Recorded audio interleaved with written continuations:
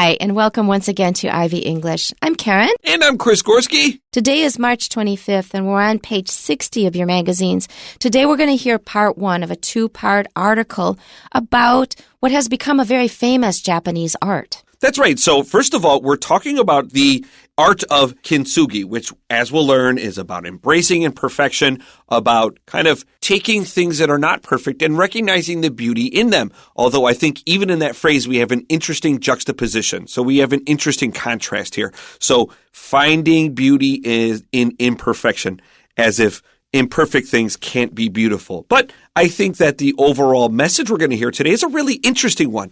Here is something that maybe was once broken, and here we're saying, no, it's still actually useful. It can still be very beautiful. It still can be very useful. I like that phrase you use, saying as if imperfection cannot be beautiful.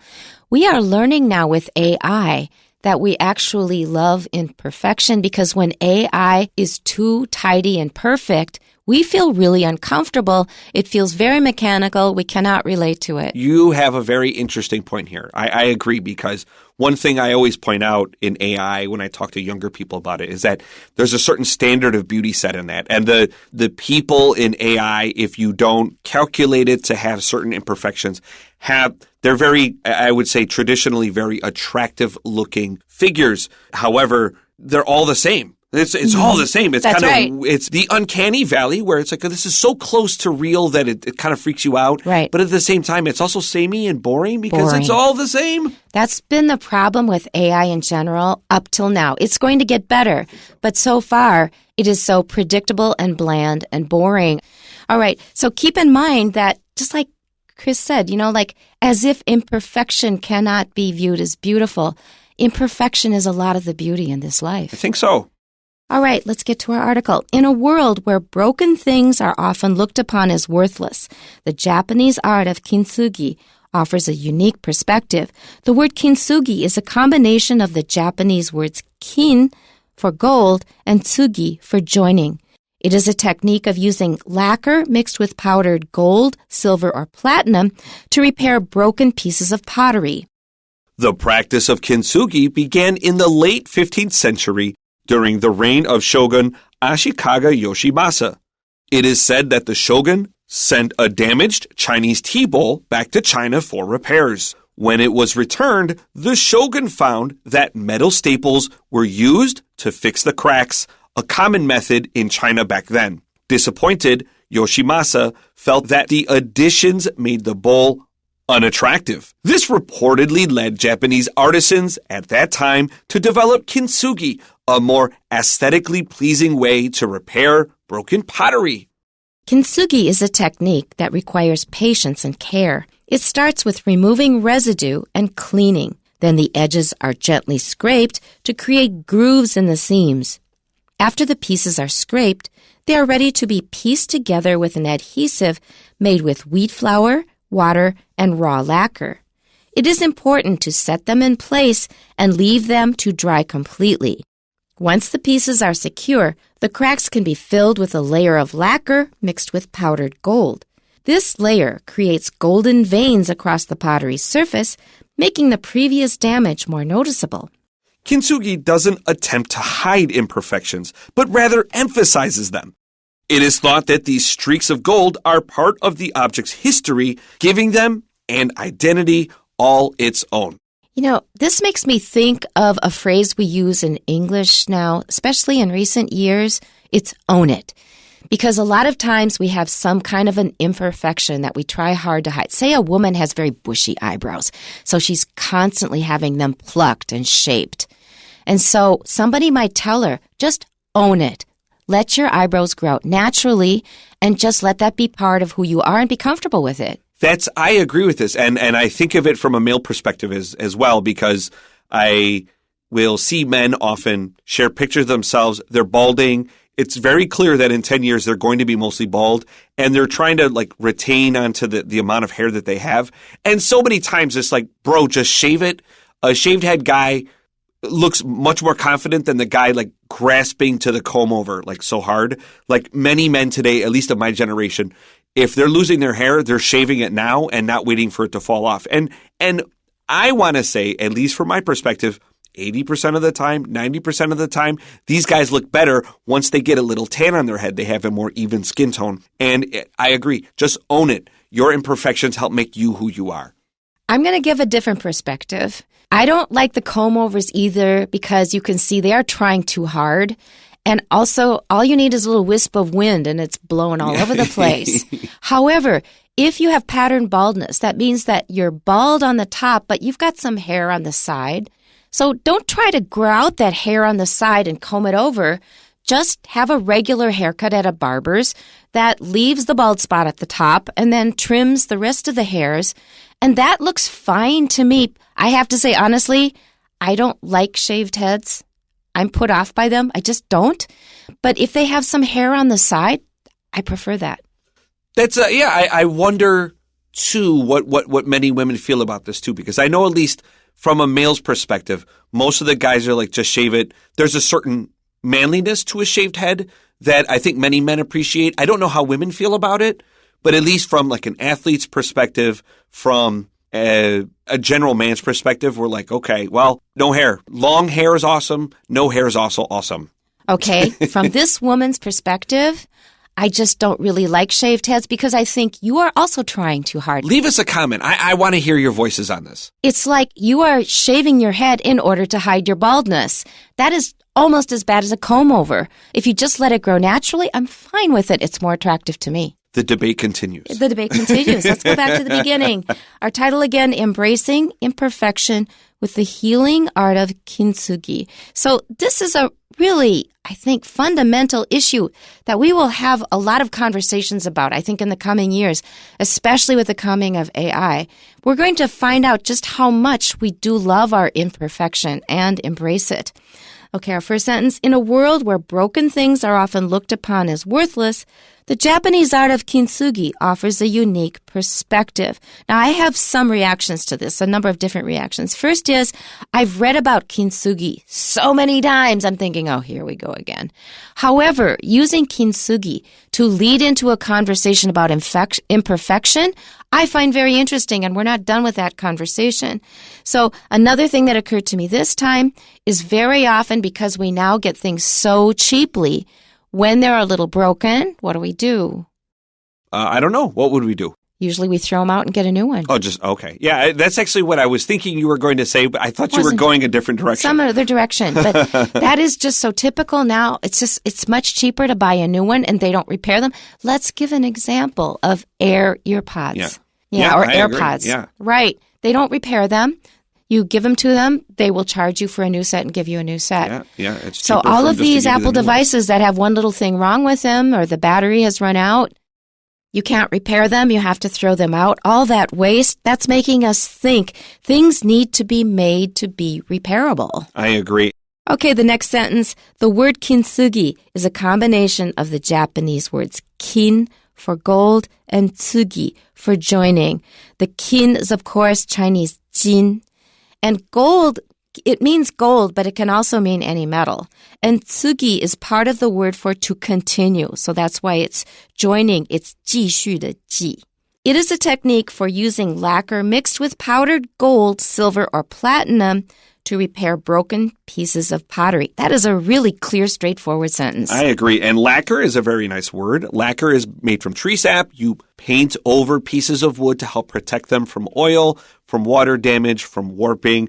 Lacquer is a very important thing that we've had for a very long time. And I often kind of wonder, who's the first person that thought of lacquer? That's something it's just lost to history. I think it's lacquer, Chinese. It's such a useful invention that it's hard to believe that humans ever got by without it. Right. And lacquer itself is used to make decorative objects. But I'm guessing it's going to be China because it goes way back. All right, let's look at our next paragraph here. The practice of kintsugi began in the late 15th century during the reign of Shogun Ashikaga Yoshimasa. 主力议政，足够的足，利益的利，三民主义的义，政府的政. There we go. All right, so reign just means control.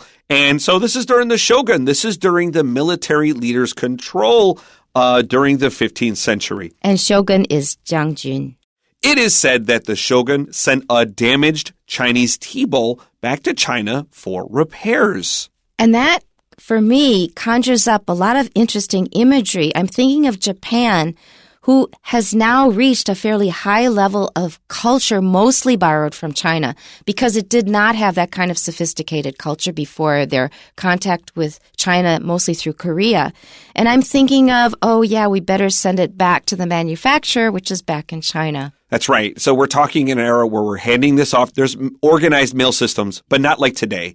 And we're sticking it on a boat, and this guy's traveling by cart and by horse and by foot. And going back to the factory, they get this thing. They have to make sure it's repaired, goes back to the same guy. There are many complicated steps that need to take place for this to happen, even in today's world. But to talk about the 15th century and to be able to send your broken Chinese tea bowl back to China for repairs and then to get it back, to me, is a preposterously interesting thing. This is such a deep rabbit hole I wish I could jump down. That's right. So the mail system in China relied on something like the Pony Express that we had in the West when the U.S. was just developing. So they had places to change horses and to change riders, to go from one place very quickly to the next and then to go on. Unbelievably interesting that we often underestimate how complicated the mail system is. It's so useful. That's right.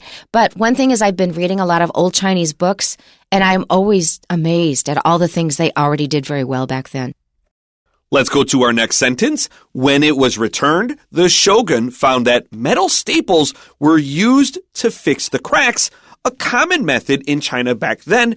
And I have to confess, I can't visualize how metal staples are used to fix a tea bowl. Oh, I can. You just drill holes. And then you take some kind of flexible wire, basically, and then thread it through, and then make sure that it's nice and firm. And the seal is going to hold?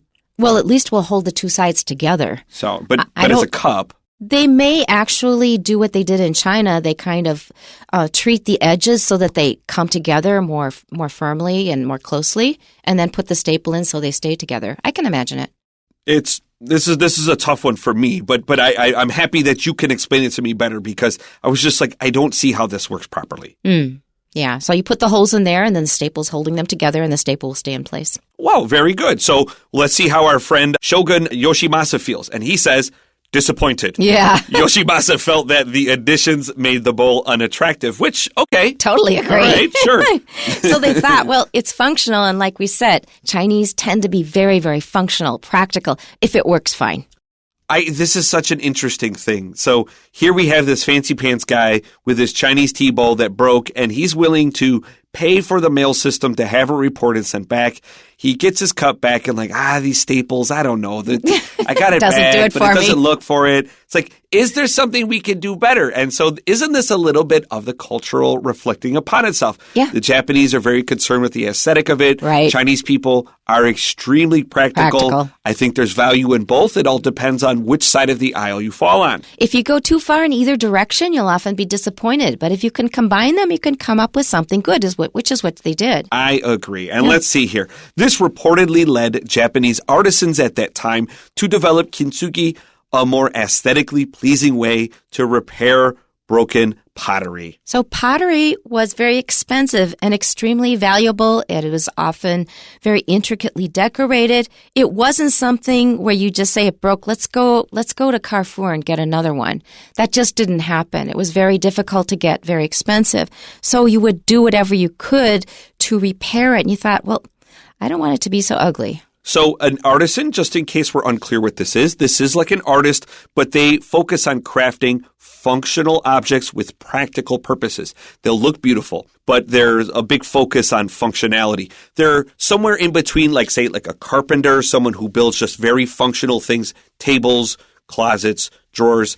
And then you have artists, which may not be practical at all, but are very beautiful. And creative. Artisans, that's right. Artists tend to be more creative. Artisans sit right in the middle there. Right, that's right. Let's go on to the next paragraph. Kintsugi is a technique that requires patience and care. And when I read that, I immediately have images of Japan because they will often do things very deliberately, step by step, by the book, very carefully. Deliberately is a great word for this. Right. It starts with removing residue and cleaning. And that's something you have to do for almost any kind of joinery. If something is broken or torn, you are going to have to first clean it completely. There may be grease on it. If you have grease on it, it's going to be really hard to glue. So you clean it up, get the dirt off, get the grease off, everything that shouldn't be there. And then it will be more ready to take the glue or whatever adhesive you're using. Then the edges are gently scraped to create grooves in the seams. This step is really important because I had a pair of shoes a long time ago that I just kept gluing and it did not stick. It wouldn't work. So there was this very old man back at Gongguan. He's not there anymore. He was old a long time ago. And I brought them to him. And then he gave me back the shoes after he was done with them. And I said, how do you do that? And I said, what kind of glue do you use? He says, it's not the kind of glue. It's the method. And he did exactly that. He actually took a file and filed in grooves so that they held together much better, and it really worked. So grooves are long, narrow channels cut into hard surfaces. They increase surface area, and they create tension as well. Famously, grooves on coins were invented by Isaac Newton as a way of making sure people couldn't counterfeit money. So what the people used to do, they would shave money, and then they would melt it down and create larger denominations. They would create bigger coins. And they were having real issues with counterfeits. And so Isaac Newton's like, what if we create grooves in there so people could see if it's been cut or not and they won't accept the coin? And so these grooves have an interest for little slots cut into hard surfaces. Grooves have a weirdly interesting history across humankind. And apparently have made a very big contribution. Yeah.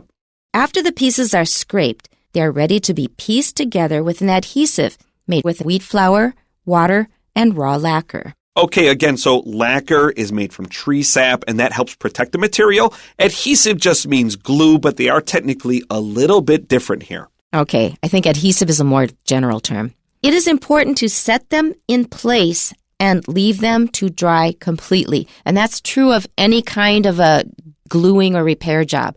You have to make sure it's completely dry, or they will just pull apart again. So there's a lot of good verbs in here. We have piece together. We have to put them in place, set them in place. These are all very precise words used to make sure that these items won't break apart anymore. Piece together has a metaphorical usage. So, for example, she didn't tell me what happened. I'm trying to piece together the story myself. Right. But look at the evidence and, give it some thought. Maybe I can figure out what happened without her telling me. Once the pieces are secure, the cracks can be filled with a layer of lacquer mixed with powdered gold. And so it's partly lacquer, and that helps it adhere together better, and then the gold gives it the beautiful color. This layer creates golden veins across the pottery's surface, making the previous damage more noticeable. So rather than hiding it, we are now highlighting it. It is owning its crack. So pay attention to the word veins here. These are just like the veins that carry blood in your body. Tomorrow, we will see another word used, seams of gold. And I would like you to write down seams here because they're both really good ways to express this. I want to say veins kind of is a little more visceral and body-like to me. So I personally prefer the word seams of gold, but that's strictly a preference on my part. Right. Veins, I think of a mine where you found some metal here and you keep going. It branches off this way, branches off that way. Those are veins. You can also call them seams. Be careful with seams because it sounds the same as S-E-E-M. Like, that seems like a good idea. The seam in my shirt is ripped. That's right. This is S-E-A-M-S as the same word for veins here. So our final paragraph, Kintsugi doesn't attempt to hide imperfections, but rather emphasizes them. And we've already talked about that quite a bit. And that's a nice approach because you are not being your true self if you have to keep hiding something. And the same is true of a piece of pottery. It is thought that these streaks of gold are part of the object's history, giving them an identity all its own. So think of all the wounding all of us have sustained during our lives. Some people were abandoned or they were abused, punished too much. Some people struggle with addiction. They got over it maybe later on. All kinds of things. You can try to hide them to not put people off, but it's better to embrace them and say, this is what I was. but I overcame it and look what I am now. This sounds like a good college entrance essay, right? Yeah, absolutely. Oftentimes when you're trying to get into university, they're asking you, a story like, hey, you got these great grades, but is there something more you want to tell us? And oftentimes these are used as opportunities to say, here's some adversity, some challenges, some difficulties in my life, and here are ways that I overcame it, which expresses a kind of internal type of strength that can be used to show that you're a valuable and contributing person to come into our university. And you won't give up at the first frustration. Right. And I think that, no matter how ordinary or boring a person seems, if you find out about their previous life, nobody's boring. They've all got crazy stuff. Everyone's got stories. And I often, people like to talk about their own origin story, but ask other people. People will tell you some interesting, crazy things in their lives. Right. Develop the habit of listening. And with that thought, we will leave you until tomorrow when we will cover part 2 of our article. We'll see you then. Bye-bye. Bye-bye.